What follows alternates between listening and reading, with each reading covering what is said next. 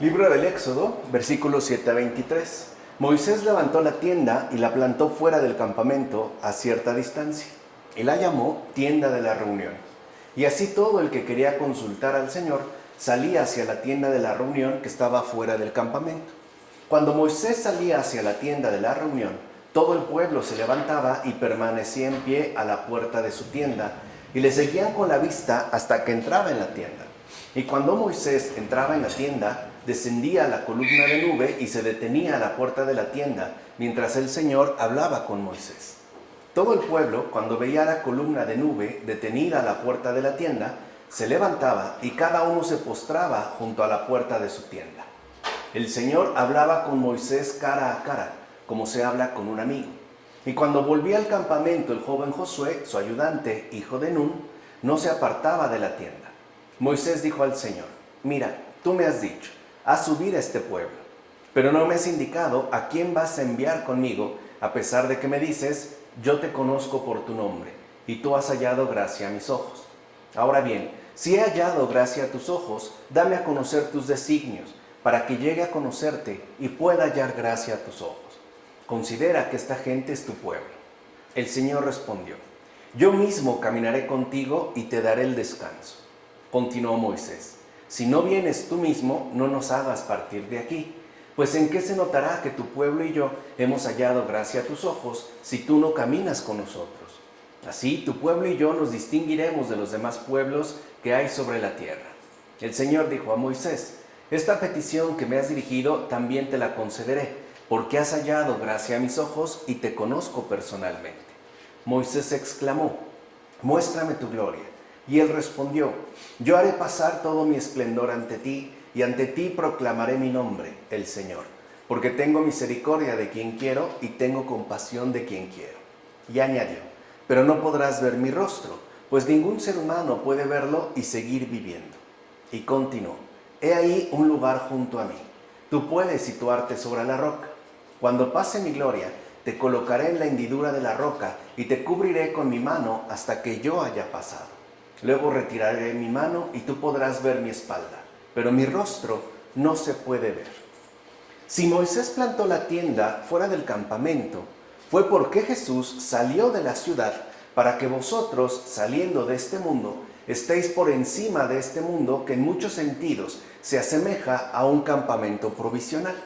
En efecto, se trataba de dar a entender que nadie que esté metido en los vicios de este mundo abandona el pecado, y por tanto no puede acceder a la reunión con Dios, como afirma Ambrosio en las cartas. O sea que la reunión con Dios, ya desde estos versículos, requiere de un abandono de aquello provisional que ciertamente puede adaptarse más o menos a cada uno de nosotros en términos, por ejemplo, de vicios. No obstante, hay que salir de esa instalación para poder acceder a la reunión con Dios, como afirma Ambrosio. Además, justo porque Moisés ayunó 40 días y 40 noches, mereció hablar con Dios, quedarse con Él y recibir de su mano los mandamientos de la ley. ¿Te das cuenta ya de las maravillas que obra el ayuno? Es decir, la privación de los vicios de este mundo. Vean de qué manera tan particular, por ejemplo, este padre de la iglesia, y en general es un rasgo destacado de la patrística, entienden, por ejemplo, la cuestión del ayuno. O sea, no lo entienden solamente como una provisional renuncia a los alimentos o una cierta privación de comida o de antojos. No, más bien para ellos el ayuno tiene un peso mayor y por eso precisamente es que obra maravillas más grandes en tanto privación de los vicios de este mundo. Ese sería precisamente el ayuno, o sea, el negarse a participar de todos aquellos vicios que este mundo nos intenta hacer llegar. Y tal privación es justo lo que va a dar pie también a la contemplación. Por eso asocian el ayuno con la contemplación. No es por mera debilidad del cuerpo que entre uno en un estado de cierta alteración, por ejemplo, interna, que conlleve a una especie de alucinación. No, es gracias a la privación de los vicios de este mundo que uno da paso entonces a la contemplación. Por eso es que todos, en efecto, estamos llamados a seguir el ejemplo del bienaventurado Moisés, como afirma Máximo de Turín en un sermón. O sea, no solo estamos llamados a escuchar lo que ha hecho Moisés, sino también a hacerlo nosotros para que podamos ingresar, una vez libres de los vicios de este mundo, a la reunión con Dios, justamente en aquel espacio que Él nos ha querido conceder y que no pertenece precisamente a este mundo. De hecho, la vida de Moisés alcanzó el límite más elevado de la perfección, es decir, la amistad con Dios, como afirma Gregorio de Nyssen sobre la vida de Moisés. Y esto es muy importante de tener en cuenta porque a veces llegamos a suponer que el máximo grado de perfección consiste, por ejemplo, en alcanzar una especie de santidad taumatúrgica, o sea, vinculada, por ejemplo, al obrar de prodigios y milagros. Y no es así. Bien es cierto que pueden darse casos de milagros, pero no es justamente lo fundamental. De hecho, lo fundamental en el nivel de la perfección espiritual tiene que ver precisamente con la amistad con Dios. Ese sería el límite más elevado de perfección al que podríamos aspirar. Y es de hecho al que estamos llamados todos y cada uno de nosotros en tanto discípulos del Señor. Ahora bien, que Dios le haya dicho a Moisés que nadie puede ver su rostro y seguir viviendo, significa que aquella visión pertenece de hecho a la vida futura. No es algo que nosotros podamos alcanzar aquí en esta tierra, bajo las condiciones de vida que aquí tenemos. Y con esto quedó simbolizado tanto el misterio de la futura iglesia de Cristo como el de la redención final, como afirma Agustín en una de sus cartas. O sea, se está dando pues este preanuncio del misterio de la futura iglesia en tanto verdadera tienda de la reunión, como el hecho mismo de la manifestación de Dios tal cual al final de los tiempos, o sea, en relación con la redención final. En efecto, Dios no puede ser conocido con humana sabiduría, pues la sabiduría es la luz del ser, y sin esta luz no se puede superar ni toda delimitación ni toda división.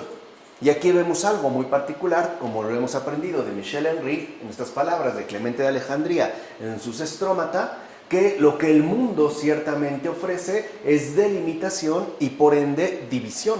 De ahí pues que si nosotros queremos acceder a la contemplación o, en palabras de Michel Henry, a la esencia de la manifestación, necesitamos un tipo de captación muy distinto al que podemos estar más o menos habituados. Esta captación es de hecho la sabiduría, porque es justo esta sabiduría la que nos permite a nosotros acercarnos a la luz del ser. O sea, no se trata de irnos por medios meramente humanos, requerimos luz. Y esta luz es la luz de la sabiduría que viene de lo alto y que en efecto nos permite tanto el acceso a la luz del ser, como y sobre todo el acceso a la misma verdad. Por eso justamente se está mencionando que no se puede contemplar el rostro de Dios mediante nuestras respectivas limitaciones, sobre todo mediante una intelección, por ejemplo, fuertemente marcada, por un lado por la delimitación, o sea, el hecho de que nuestra intelección solo es capaz de asumir ciertas parcialidades, y mucho menos si tiene como eje central de estructuración la división, que recuerden que era la gran denuncia de Michel Henry en torno a nuestro humano pensar. Por otra parte, Moisés le dice a Dios, manifiéstate a mí. ¿Y qué otra cosa puede significar tal petición sino la anhelada contemplación de Cristo? Es decir, el rostro de Dios según la naturaleza humana. Porque en efecto, la presencia de Dios en este mundo, según la naturaleza humana, lo hace, por decirlo de cierta manera, soportable a nuestra propia condición humana. Uno puede, o muchos miraron a Cristo y siguieron viviendo, a pesar de ser ciertamente Dios. Entonces, cuando Moisés le pide al Señor que se manifieste a él, está hablando pues ya de la encarnación, ¿no? Que se apresure pues en su obra de redención. Este rostro encarnado de Dios sí puede completarse y puede uno seguir viviendo, como de hecho sucedió y como de hecho ha seguido sucediendo a lo largo de los tiempos. Por ejemplo, cuando el Señor se ha manifestado incluso visiblemente a algunos santos y santas. Y para que no quedara duda de que se trataba de Dios mismo, no olvidemos que en una ocasión su cara resplandeció como el sol y los discípulos cayeron atemorizados. De hecho, podemos decir que en esa transfiguración los discípulos no pudieron soportar esa visión, cayeron con el rostro en tierra, ¿no? Como se afirma en el Evangelio de Mateo. Así pues, si el rostro de aquel cuerpo resplandeció y los discípulos no pudieron aguantarlo, ¿cómo podría uno contemplar entonces la gloria divina tal cual es? O sea, humanamente nos resulta imposible. Moisés, por tanto, desea gran cosa, pero su deseo es aceptado, ya que en nuestro corazón hay un deseo insaciable que solamente Dios puede satisfacer. O sea, nosotros poseemos en lo más íntimo del corazón un infinito deseo, que solamente Dios puede satisfacer infinitamente también. Ahí se da pues una correspondencia entre Dios y el propio deseo. Quiere decir que nuestro anhelo, semejante al de Moisés, contemplar a Dios tal cual es, sí es aceptado. Pero habrá que reconocer que en efecto esta contemplación no corresponde a nuestro estado habitual de intelección humana. Se requiere pues del ayuno, ya lo mencionamos hace un momento, para poder ingresar al ámbito propio de la contemplación. Porque lo que hace la contemplación es, por un lado, superar la delimitación que tanto nos pesa y en particular nos ayuda a pasar por encima de la división, hasta alcanzar pues la visión en su integridad. En consecuencia, Dios acepta la petición de Moisés, o sea, no la rechaza, pero conforme a su capacidad. O sea, digamos que Dios se acomoda a la propia pequeñez humana de Moisés y le permite contemplar lo que éste puede contemplar, no más allá. Y con esto también se nos da una gran lección, como afirma Cirilo de Jerusalén en las catequesis. Dios jamás va a hacernos daño. De ninguna manera va a perjudicarnos o a lastimarnos o a herirnos. Incluso si no es posible, dadas las circunstancias, por ejemplo, acceder a su plena manifestación, Él se ajustará para que podamos nosotros recibir aquello que nos resulte aceptable según nuestra humana pequeñez, o sea, según nuestra respectiva capacidad.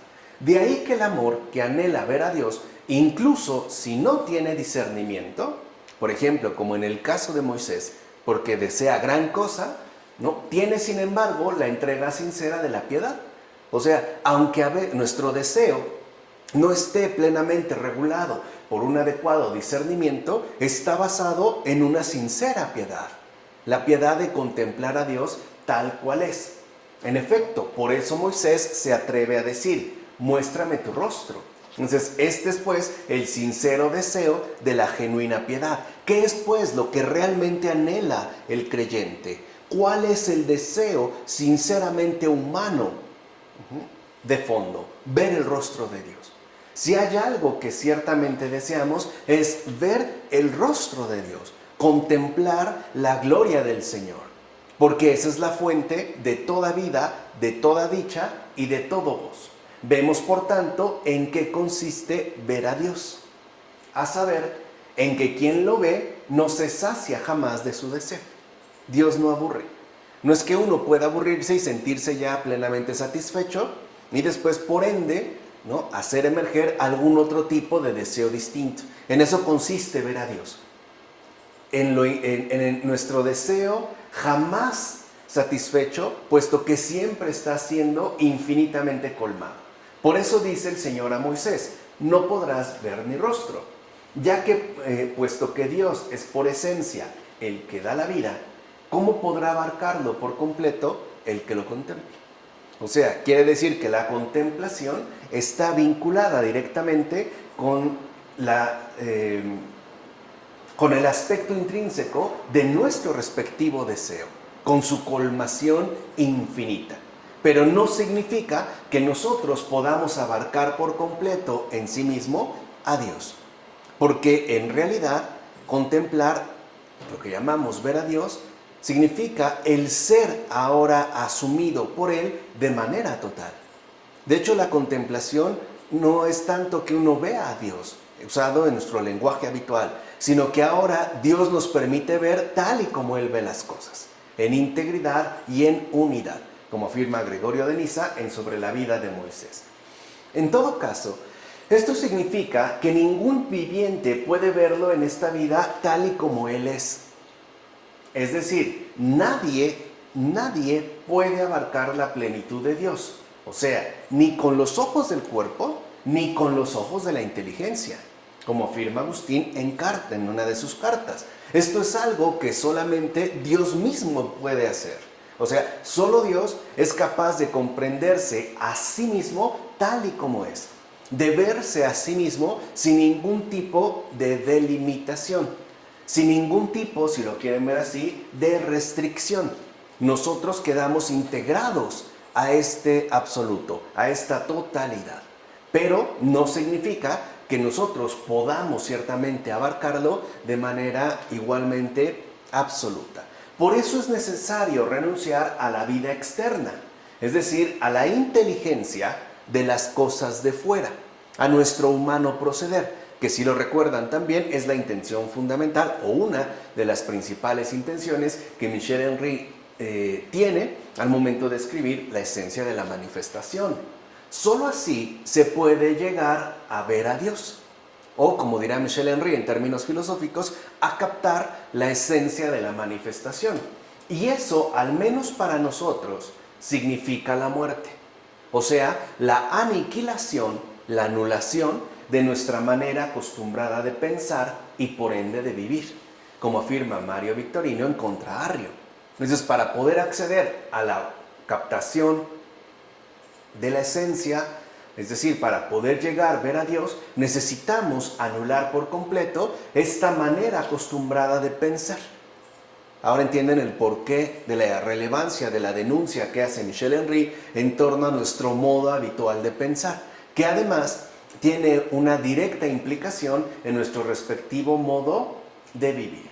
Dicha muerte es por tanto la integridad y la pureza del corazón que ve a Dios, como afirma Ambrosio en Sobre el bien de la muerte. O sea que la inteligencia, nuestro intelecto, también está llamado a ser crucificado, a anular sus propias delimitaciones para entregarse a una vida desbordante que no corresponde con nuestras maneras acostumbradas de pensar y por ende de vivir. Así se alcanzaría entonces la integridad o bien la pureza de un corazón que ciertamente ve a Dios. Sería para la inteligencia pasar de la crucifixión a la resurrección, a la contemplación de la vida eterna. En efecto, hay que morir al mundo para vivir por siempre para Dios, como afirma Agustín en un sermón. O sea, también nosotros estamos llamados a morir para este mundo según la luz de la verdad, para que no solo tengamos, digamos, esta vía negativa, sino para que alcancemos esa dimensión positiva, de hecho, la sumamente positiva, que constituye el vivir por siempre para Dios. No se puede vivir de la manera acostumbrada y ver a Dios. Hay que morir, digamos, a esa costumbre arraigada para poder acceder a la iluminación, ¿no? A la luz del ser. Y esto también requiere pasar, pues, de las tinieblas a la luz, de la ignorancia a la sabiduría. Ahora bien, la roca en cuya hendidura fue metido Moisés era Cristo. En efecto, esta peña que es Cristo no está cerrada por todas partes, sino que tiene una hendidura. Y es justo tal hendidura la que revela y hace a los seres humanos conocer a Dios. Ya dijimos, de acuerdo a nuestra humana capacidad. ¿O no es verdad que nadie conoce al Padre sino el Hijo? Al afirmarse esto en el Evangelio de Mateo, se está afirmando implícitamente que este Jesús es Dios, porque solo Él abarca a Dios en sí mismo y lo ha contemplado, lo conoce tal y como Él es decir, en tanto Padre.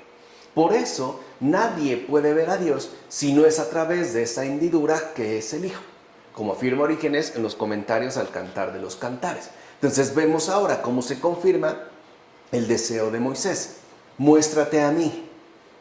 Lo que está, dijimos, ¿no?, solicitando es la encarnación del Señor, porque a través del Señor es que uno puede entonces puede uno acceder a la contemplación del Hijo y por el Hijo a la contemplación del Padre.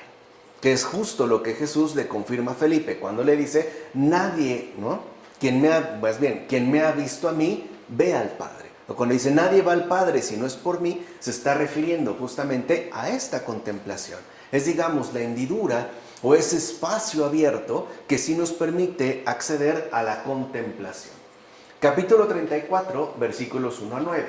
El Señor pasó delante de él proclamando, Señor, Señor, Dios compasivo y misericordioso, lento a la cólera y rico en misericordia y fidelidad, que mantiene su misericordia por 1000 generaciones, que perdona la culpa, el delito y el pecado, pero nada deja impune, pues castiga la culpa de los padres en los hijos y en los hijos de los hijos hasta la 3ª y 4ª generación. Recuerden que este es el nombre del Señor. Él dijo, yo pasaré proclamando mi nombre. ¿Qué significa que el Señor diga ahora por medio de Moisés que castiga la culpa de los padres en los hijos y en los hijos de los hijos? Porque al parecer es lo primero que nos llama la atención y no el hecho de que se manifieste como misericordia. Bueno, esta sentencia posee un sentido que requiere el camino del discernimiento. Este camino es aquel que instruye el ánimo del oyente. En efecto, bien es cierto que heredamos el pecado original de nuestros padres, ¿no? Ya empezó el camino del discernimiento, o sea, ir dejando en claro las cosas paso a paso.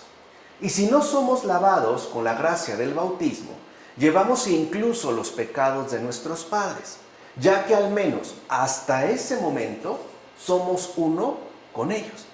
¿O acaso no es verdad que los hijos incluso imitan y, mejor dicho, reproducen nuestras costumbres, nuestros modos? No solo los aires de familia en términos de parentesco, sino también las actitudes, incluso los modos de hablar y en general los comportamientos que ven de sus respectivos progenitores.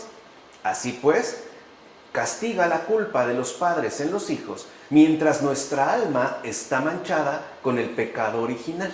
O sea, no es por una cuestión meramente injusta, sino por una repetición ciertamente asumida, porque aquello que los padres realizan, los hijos también lo siguen realizando. No obstante, a partir de que somos bautizados, las culpas ya no son nuestras, son ya nuestras. Es decir, según ahora serán las culpas que nosotros mismos hemos cometido. Ya no es por una continuidad ininterrumpida, por una herencia, pues, malvada, sino por la responsabilidad asumida en torno a la propia culpa. No debemos olvidar lo siguiente, que todo malvado que imita la culpa de sus progenitores se hace reo de su propio delito. O sea, si, por ejemplo, una persona aprende a robar o a defraudar porque eso es lo que ha visto de sus padres, él mismo se hace reo de su delito, porque llega un momento en el que ya no lo hace por mera emulación, sino por propia convicción. ¿Se entiende? Entonces ya acarrea la responsabilidad de su respectivo proceder. O sea, ahora ya le corresponde volverse reo de su propio delito. Ya no solo es lo que ha visto o lo que ha asumido, por ejemplo, de parte de los padres, sino aquello que ahora realiza en términos de voluntad propia.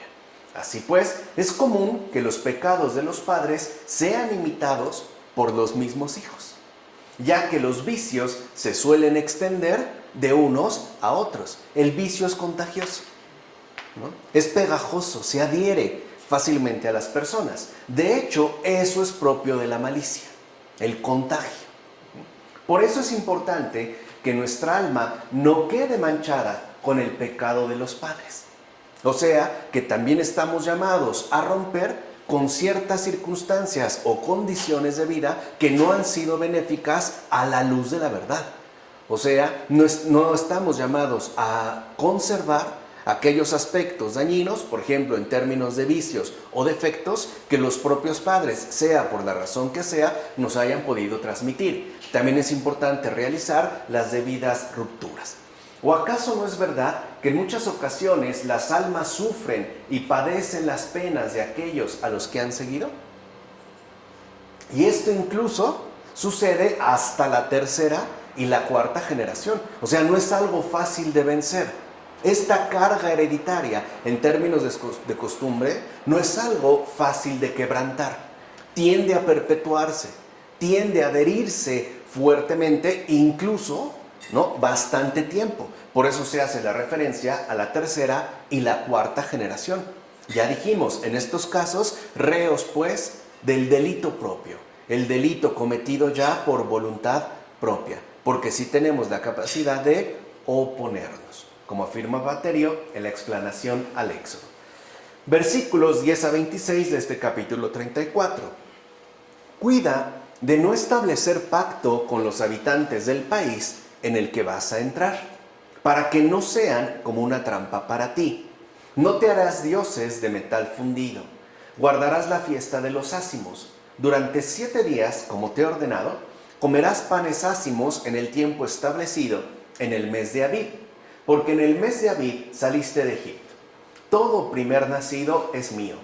3 veces al año comparecerá todo varón ante el Señor, Dios de Israel.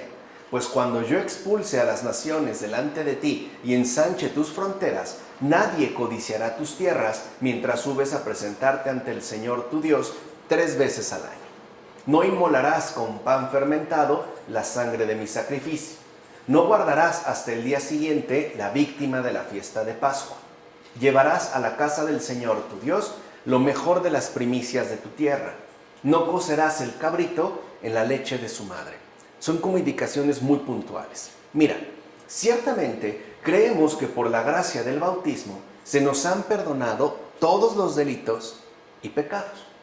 Pero si después establecemos amistad con los mismos vicios y pecados, por ejemplo, prestándoles algún tipo de consentimiento, entonces esta relación nos va a acarrear la perdición. Por eso es que se nos indica en estos versículos no entablar amistad con la gente extraña del país al que hemos de ingresar. En el caso, por ejemplo, del creyente, se trata del ámbito espiritual, donde hay presencias malévolas con las cuales no debemos pactar ningún tipo de amistad. No se debe mantener ningún tipo de trato, hablando en particular del pecado y de las tentaciones. No olvidemos, por tanto, lo siguiente: con el bautismo no desaparecen las trampas del pecado, así que no debemos establecer pacto con él. Entonces vean, el bautismo, en pocas palabras, nos va a librar de todos los pecados y delitos, pero no así de las tentaciones, por la simple y sencilla razón que una tentación bien abordada puede promover o aumentar el vigor de nuestra respectiva virtud. En pocas palabras, puede ser de provecho para cada uno de nosotros. Por eso es que requerimos un buen discernimiento espiritual dentro de nuestro combate ordinario. Entonces no quiere decir que ya se borró absolutamente todo. Seguirán habiendo trampas, seguiremos teniendo tentaciones, pero lo que estamos llamados es a reafirmarnos en el bien y por ende a rechazar cada vez con mayor contundencia el mal. O sea, no podemos ya pactar de ninguna manera con esos seres extraños, como afirma en un sermón Cesáreo de Arles. Ahora bien, cuando se menciona la prohibición de hacer dioses de metal fundido, se refiere a no ceder a la tentación de circunscribir a Dios a nuestros propios parámetros. O sea, no querer hacer de Dios una idea propia, según, volvemos a repetir, nuestras delimitaciones y nuestras respectivas constricciones. No es solo porque se trate de una figura, sino porque estaría modelada según nuestra humana prescripción, según, si lo quieren ver así, nuestra humana comprensión. Por eso se nos invita a ver lo invisible, a no quedarnos retenidos dentro del campo definido de lo visible. O sea, se nos invita a tener pues una vida mucho más espiritual, una vida de hecho basada en la contemplación. En efecto, lo que se prohíbe, fíjense en este caso, al decir que no se harán imágenes de metal fundido, lo que se prohíbe es poner como medida de Dios el ingenio humano. Eso es lo que está prohibido, que hagamos de Dios algo inventado por nuestro respectivo ingenio, sea de la manera que sea, como lo dice muy acertadamente Juan Damasceno en los discursos sobre las imágenes. Versículos 27 a 35 del capítulo 34. El Señor dijo a Moisés: escribe estas palabras, porque a tenor de ellas establezco alianza contigo y con Israel. Moisés estuvo allí con el Señor 40 días y 40 noches. No comió pan ni bebió agua, y escribió sobre las tablas las palabras de la alianza, los 10 mandamientos. Cuando Moisés bajó del monte, llevaba en su mano las tablas del testimonio, pero no sabía que su rostro se había vuelto radiante por haber hablado con el Señor. Al terminar de hablar con ellos, Moisés se cubrió el rostro con un velo.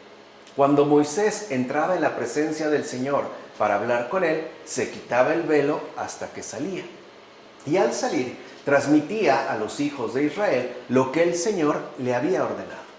Los hijos de Israel veían que el rostro de Moisés se había vuelto radiante. Él volvía a cubrirse el rostro con el velo hasta que entraba para hablar con el Señor. Para empezar, con este relato de Moisés se dibuja para ti una gran parábola. En efecto, el rostro radiante de Moisés es un signo de la vejez que rejuvenece en el Señor. Como afirma Efrén de Nisibe en los signos sobre el paraíso. Recuerden que para estas fechas Moisés ya es bastante mayor. De hecho, podemos decir que ya era prácticamente un anciano. Y no obstante, aquí lo que se nos indica es que también el Señor es fuente literalmente de eterna juventud. Es fuente de rejuvenecimiento en base al trato constante, cercano y amistoso mantenido con Él. Ciertamente, hermosa es toda alma que brilla según las virtudes. Pero la belleza verdadera y más amable se encuentra en la naturaleza divina. Es lo que habíamos visto con Dietrich von Hildebrand en su momento. No basta con ser buenos, hay que ser santos. Porque la pura bondad brilla según las virtudes. En cambio, la santidad resplandece según la gloria misma de Dios. Pasaríamos pues de lo moral a lo espiritual. No es que éste quede descartado, es que es inferior en términos cualitativos. De hecho, quien mire fijamente su esplendor y su gracia, o sea, de la naturaleza divina, recibe de ella misma una especie de tintura que le colorea el rostro con un brillante esplendor. Por eso el rostro de Moisés se volvió radiante, ya que se hizo partícipe de aquella belleza al tratar con Dios. O sea que una vida auténtica de oración también nos embellece, porque la oración es participación en la vida misma de Dios. Por eso también debe tener una incidencia de belleza, de resplandor, no solamente según el recto obrar, o sea, no solo según el brillo de las virtudes, sino la luz misma de la verdad, o sea, según la belleza misma de la santidad. Entonces, Él es el verdadero esplendor y vigor del alma humana. Por eso es que nos es tan sustancial la oración, como afirma Basilio de Cesarea en las homilías sobre los salmos. Ahora bien, mientras uno no se convierta a la comprensión espiritual, un velo está colocado sobre el corazón. Con este velo, la inteligencia permanece como embotada y por ende, asimismo considera que la escritura está velada, tal y como ocurrió con Moisés cuando hablaba al pueblo en voz alta de la ley con el rostro cubierto. O sea, para ellos la ley no era algo claro, tampoco era algo nítido, como sí lo era para Moisés. Por eso era el gesto de cubrirse el rostro. Con ello se quería dar a entender lo siguiente, que era necesario volverse al Señor más allá del propio Moisés. Algo que no ocurrió. Si ustedes lo ven hasta la fecha, en los grupos ortodoxos, por ejemplo, del judaísmo, el eje o la figura fundamental de su respectiva religión es Moisés, y por eso van a hablar de la ley de Moisés. Entonces, lo importante, al quedar también velado el rostro de Moisés, es que se tuviera una comprensión espiritual y se pusiera toda la atención no en Moisés mismo, sino en aquel que de hecho lo había mandado. Por eso él quedaba como velado, para fomentar la comprensión espiritual y por ende para que la gente pudiera volverse al Señor. De hecho, es ahí, es decir, hacia la palabra de Dios, a donde Moisés quiere dirigir al pueblo entero, no a sí mismo. Y ahí se destaca una vez más su respectiva humildad. Él sabe que él no es lo importante, él es un enviado más. Lo importante es aquel que le ha dicho tal y cual cosa. aquel que se le ha manifestado y que ahora debe, ¿no?, conducir al pueblo a su presencia. Con ello se hace patente la necesidad del conocimiento espiritual, donde, como hemos mencionado, el velo finalmente es levantado, ¿no? Ya no solo nos quedamos con el enviado, sino que ahora nos vamos con aquel mismo que envió. O sea, nos dirigimos pues de manera ya directa a la presencia del Señor, como afirma Orígenes en los primeros principios. Capítulo 35, versículo 1 a capítulo 36, versículo 7. Moisés dijo a los hijos de Israel: mirad, el Señor ha llamado por su nombre a Bezalel, hijo de Uri, hijo de Hur, de la tribu de Judá. Vean aquí, lo que destaca es este nombre Bezalel. Ahorita van a ver por qué. Le ha llenado de espíritu de Dios, dotándole de sabiduría, inteligencia y experiencia en toda clase de trabajos, para idear y realizar proyectos en oro, plata y bronce, para labrar piedras de engaste, para tallar madera y realizar cualquier trabajo artístico. Quiere decir que Bezalel es ahora el protagonista de los últimos retoques del tabernáculo, en la tienda de la reunión, y todo pues lo que implica. Ha sido dotado a la manera de un gran artista, con sabiduría, inteligencia y experiencia. Bezalel fue aquel a quien se le encargó la construcción del tabernáculo y por tanto se convirtió en el constructor de las cosas que allí se recuerdan. No obstante, todo lo hizo porque se le concedió la gracia para hacerlo y por mandato de Moisés. O sea que Bezalel tampoco pone manos a la obra por cuenta propia. Lo pone porque Moisés mismo se lo ha mandado y porque se le ha concedido la gracia para hacerlo. También nosotros debemos de conservar esta humildad. Se nos ha dado gracia para realizar ciertas cosas, pero no necesariamente para realizarlo todo. Y mucho menos aún quizá se nos ha mandado que lo hagamos. Así pues, a él le fueron encomendadas tareas que antes ni se atrevía a realizar porque no era capaz, pero una vez que recibió la facultad para obrar con una fuerza suficiente para llevar todo a cabo, entonces sí, se va a convertir en el constructor de las cosas. O sea, él es el constructor según la fuerza recibida graciosamente desde arriba. Él es pues un constructor por gracia de Dios. Y no es el constructor de cualquier cosa, sino nada más y nada menos que del corazón mismo del antiguo pueblo de Israel, el tabernáculo, como afirma Gregorio de Niza en Contraunomio. Bezalel es por tanto figura del Espíritu Santo, porque será él quien realizará la obra de la encarnación por pura gracia. O sea, es una obra proveniente de manera plena de lo alto. Ahí no tiene nada que ver la intervención humana. Todo ha sido obra de Dios mismo. En el caso justamente de la obra de la encarnación. Entonces vean, como si en efecto se estaba hablando de la relación de la manifestación del Padre y del Hijo, hacia el final del Éxodo nos encontramos con la figura del Espíritu Santo, que es también como un señalamiento hacia la condición, la naturaleza trinitaria de Dios mismo, Padre, Hijo y Espíritu Santo. Versículos 8 a 19 del capítulo 36, para que vean cómo se confirman. Hizo 50 broches, acuérdense, ya es Bezalel, ¿no? Hizo 50 broches de oro y unió los tapices uno con otro, de modo que el tabernáculo formara un todo. ¿Quién sino es el Espíritu Santo, fuente viva de unidad inquebrantable? ¿Quién es el único que realmente puede fomentar y engendrar esta unidad inquebrantable? ¿No es acaso el Espíritu Santo el único que permite superar cualquier tipo de división? Por eso la captación a la que nos invita Michel Henry en la esencia de la manifestación y en general en cualquiera de sus obras es la luz del Espíritu Santo. Es el intelecto agraciado con la presencia misma de Dios Espíritu Santo. Es, si lo quieren ver así, la inteligencia iluminada, pero no por esfuerzo propio, sino por gracia. en base a la receptividad.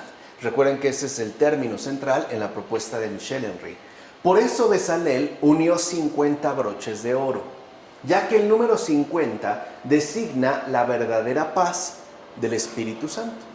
Esta paz se alcanza cuando las partes están por fin ensambladas y por ende unidas entre sí. ¿Por qué no hay paz en este mundo? Porque las partes que lo componen, las naciones, los pueblos, las personas mismas, no estamos unidas entre sí. Estamos más bien separadas y cada vez al parecer más marcadas por una grave y preocupante división. ¿No es tal obra la eterna caridad y la clara eternidad de la suma quietud? Cuando todo está finalmente ensablado, unido entre sí, no lo que viene a continuación es la paz. No es este, digamos, signo de eternidad en tanto suma quietud. De hecho, solamente en Cristo todo se ha hecho uno solo, ya que Él es el reino celestial cuya iglesia busca alcanzar. De hecho, en la iglesia todo está como engarzado para que ésta se perfeccione según el ensamble de la inspiración salvadora que obra el Espíritu Santo. Vean también ya como desde esos tiempos, con Beda, sobre el tabernáculo, se capta muy bien el hecho de que la iglesia está ensamblándose, se está perfeccionando gradualmente según la inspiración salvadora del propio Espíritu Santo. Está pues guiada por Dios. Por eso la iglesia no es una mera invención humana, es obra del Señor. Es Él prácticamente quien la ha mantenido y quien la ha llevado por caminos que nos pueden resultar ciertamente extraños o a veces hasta paradójicos, pero cuyos resultados de unificación no se han detenido para nada. Al contrario, podemos decir que se han ido solidificando y se han ido fortaleciendo con el paso del tiempo. Capítulo 36, versículos 20 a 34. En el lado posterior del tabernáculo puso 6 tablones y otros 2 en los ángulos posteriores del tabernáculo. Estos iban unidos desde abajo hasta arriba en una sola pieza, formando así los 2 ángulos del tabernáculo. Eran pues 8 tablones con sus 16 basas, 2 debajo de cada tablón. Hizo también unos travesaños de madera de acacia, 5 para sujetar los tablones de un lado del tabernáculo, 5 para los tablones del lado opuesto y 5 para los del lado posterior al poniente. Hizo el travesaño central a media altura de los tablones, de modo que pasara de un extremo a otro. Vemos pues una precisión arquitectónica. ¿Qué es en general? ¿Cuál es la idea que aquí se está transmitiendo? La unidad. De hecho, lo primero que podemos ver es que la iglesia es de una sola pieza. No obstante, puesto que está formada por justos y pecadores, ahí está el ensamble que habíamos mencionado, ambos miran hacia el poniente, es decir, hacia el mar. ¿Se acuerdan qué es la ubicación que se mencionó en los versículos anteriores? Mirando hacia el poniente. Se trata en este caso del Mar Rojo, donde estaba colocado el tabernáculo, mirando hacia el Mar Rojo, donde unos perecieron y otros más bien reinaron con el Señor. Porque recuerden que el Mar Rojo para unos fue condenación y para otros fue salvación. En efecto, en dicho mar fue sumergido el faraón con su ejército, mientras que el pueblo de Israel, salvado por el Señor, subió al monte Sinaí e hizo el tabernáculo. Entonces la iglesia, formada de una sola pieza, está conformada por justos y pecadores. Unos, salvados por el Señor, contribuyen, a la reunión del pueblo que Dios mismo ha convocado. Otros, por el contrario, al mantenerse aferrados al pecado, al no querer renunciar pues a sus respectivos vicios, se van como sumergiendo al momento de llevar a cabo este paso. Por eso la cara occidental del tabernáculo mira al mar, cuando la iglesia, coronada en Cristo con la perfección de las buenas obras, contempla con mirada libre los vicios y los castigos de los impíos, como afirma Beda en Sobre el Tabernáculo. Y en efecto, haber alcanzado el monte Sinaí con Moisés y haber accedido al tabernáculo nos permite mirar ahora libremente los vicios y los castigos de aquellos que no quieren renunciar al pecado. E incluso también nos hará inflamarnos de misericordia para suplicar por ellos. Porque la idea es que todos nos salvemos, no que uno quede finalmente a resguardo. Recuerden, en la iglesia no hay lugar para posicionamientos individualistas, ¿no? O todos o ninguno, prácticamente. Además, se debe creer que el travesaño central era la fortaleza de todo el tabernáculo. Todo lo que lo sostiene, pues, es este travesaño central. Y por eso está colocado al centro. Es, pues, ¿no?, quien recibe, si lo quieren ver así, todo el peso. Es la columna.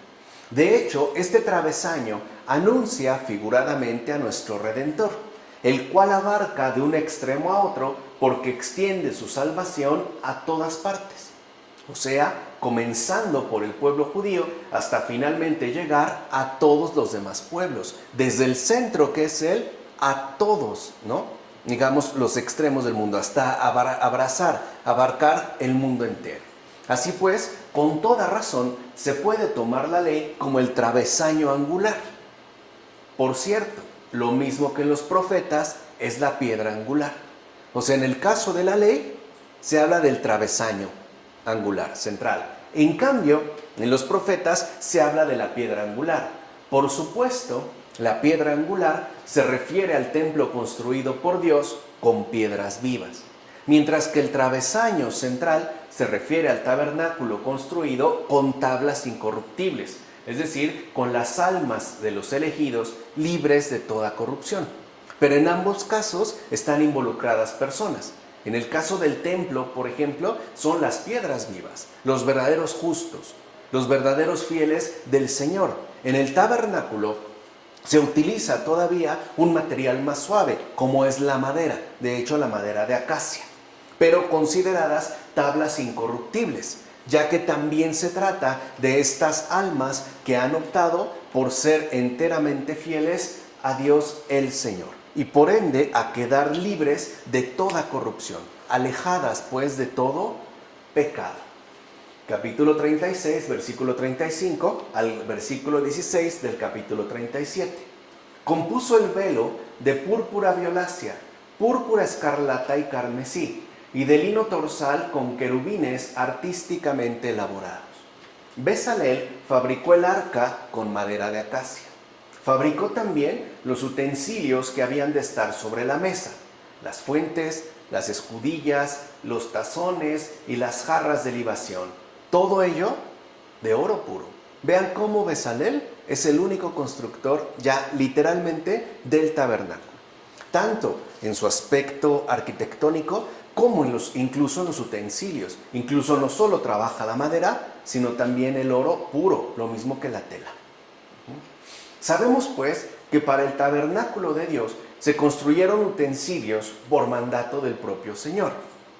Las fuentes, por ejemplo, significan la abundancia de doctrina que ciertamente ha de ir siendo recogida con cuidado en tazones, jarras y escudillas. Es decir, esta abundancia de doctrina pues será recogida según las posibilidades de cada quien. A lo mejor alguien tiene un gran tazón, pero alguien tiene una jarra más grande, o alguien tiene una pequeña escudilla, no importa. Lo que importa es recogerlo de acuerdo a nuestras respectivas posibilidades.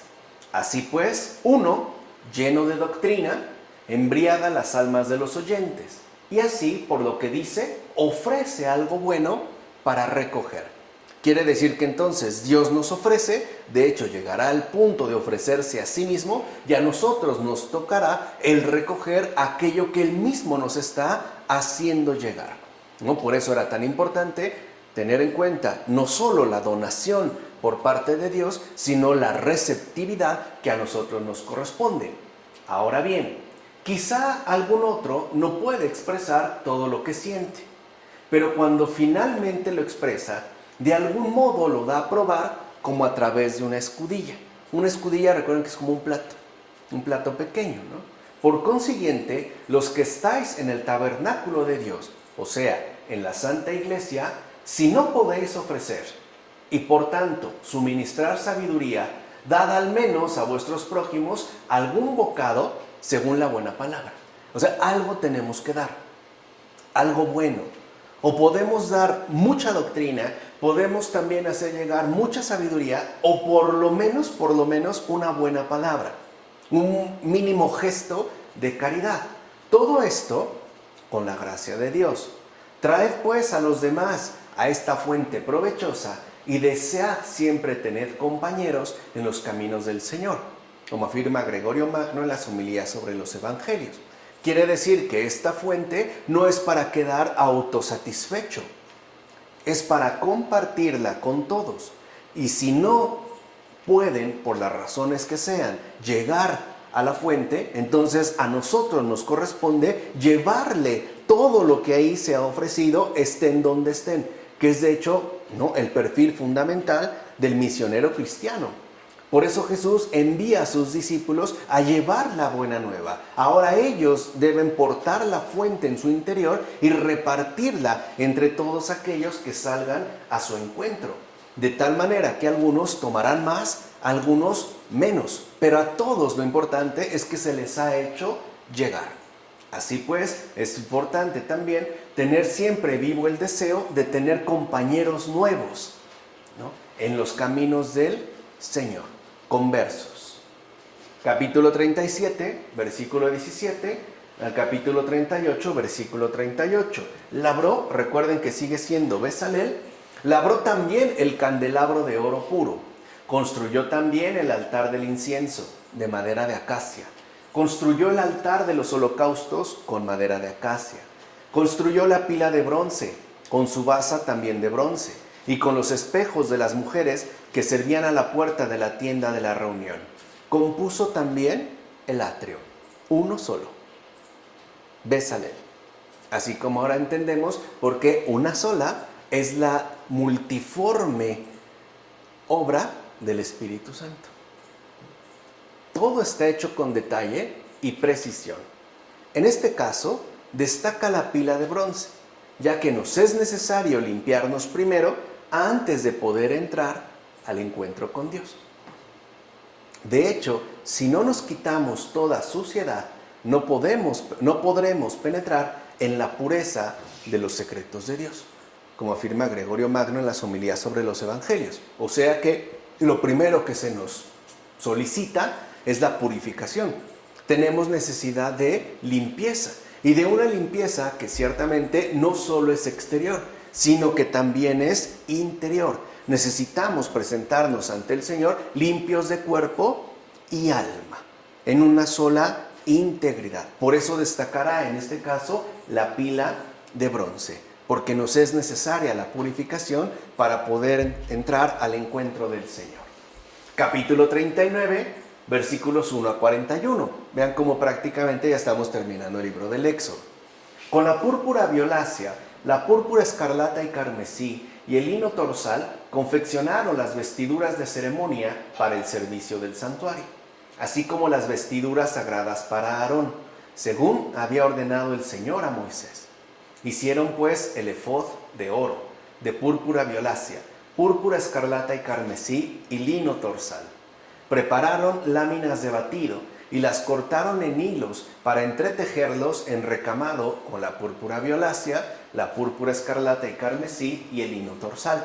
Le hicieron 2 sombreras para unir el efod en sus extremos.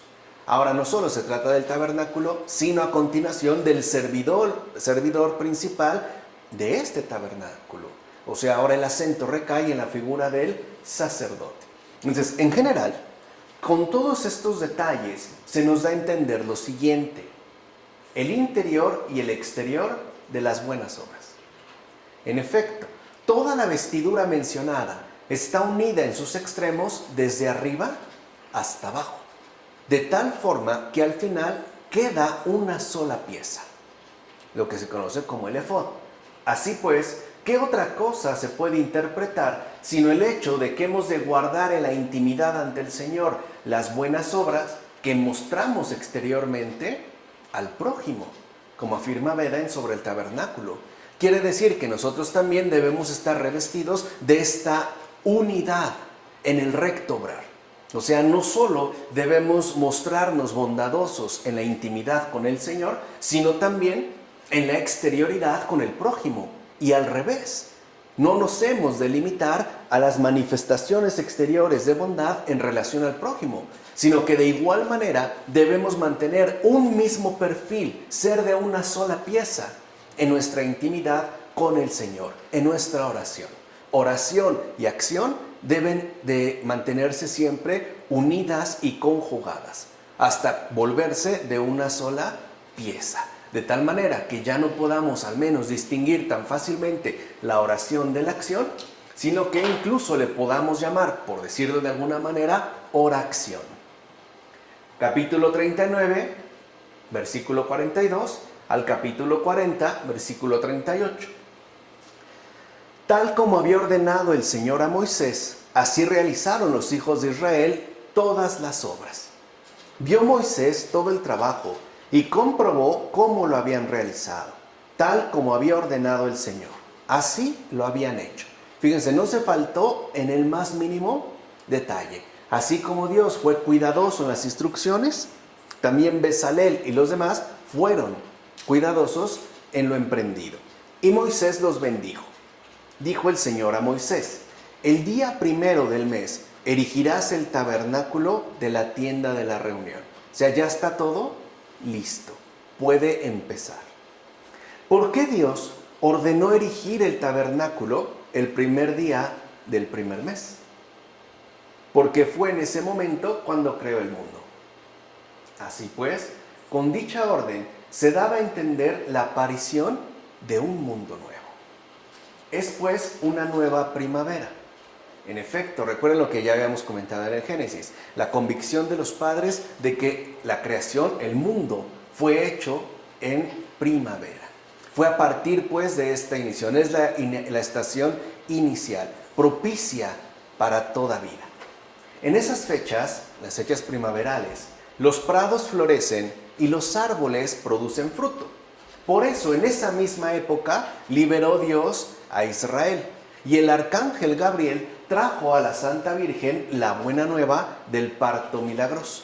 Vean cómo todo se remite a la estación primaveral. Estos tres acontecimientos: la creación del mundo, la liberación del pueblo de la esclavitud de Israel y la encarnación del Señor, el anuncio a la Virgen. En esa época, además, soportó el Señor Jesús su pasión.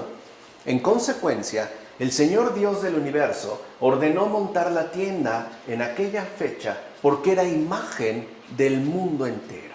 Es decir, del mundo entero de su salvación. Y vean qué bonito termina ya en este caso el libro del Éxodo, con estas palabras de Teodoreto de Ciro en las cuestiones sobre el Éxodo. Así pues empezó la gran fiesta. Quiere decir que entonces el Señor ha dado ya los primeros pasos en esta gran fiesta que nosotros ya llamamos de manera clara y abierta redención. Así empezó entonces la gran fiesta. Así es como dio inicio, a partir de lo que nos ha transmitido y nos ha narrado el libro del Éxodo. Ya la siguiente ocasión empezaremos nosotros con el libro del Levítico. Vamos a dejarle hasta aquí. En nombre del Padre, del Hijo, del Espíritu Santo.